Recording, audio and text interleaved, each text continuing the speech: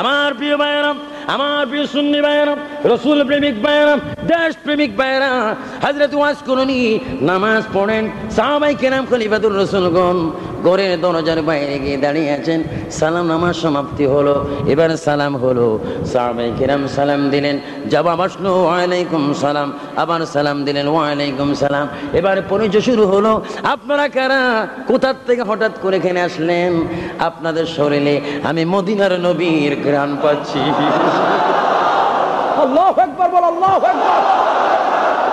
আপনারা কারা?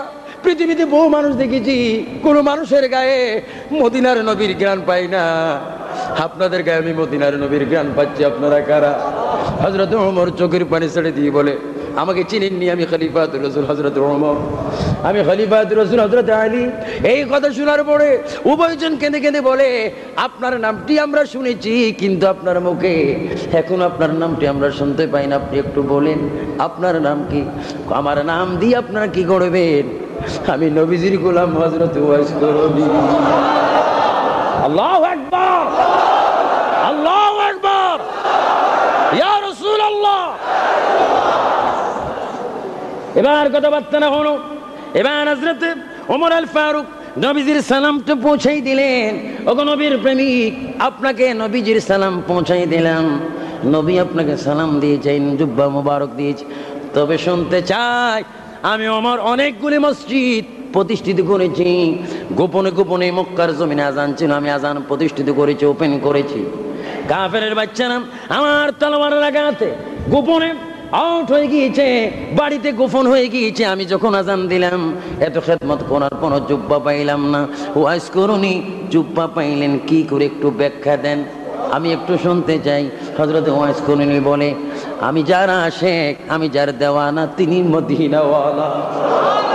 আমি যাকে প্রাণ দিয়ে ভালোবাসি, তিনি মদিনাওয়ালা।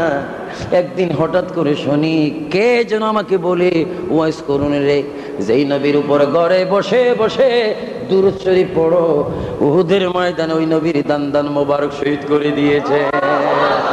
এই খবরটা শুনে দেরি না করে আমার বড় একটি পাত্র হাতে নিয়ে, আল্লাহর নবীর দান মোবারক ভেঙেছে শুনিয়া আমার 32টি দন্ত আমি ভেঙে ফেললাম। এমন ভাবে ভাঙলাম, একটা দাঁতও আমি রাখলাম না। হঠাৎ করে দেখি বুকটা ফুলে গেল, রক্ত বাইর হতে লাগলো, ব্যথায় অস্থির হয়ে গেলাম।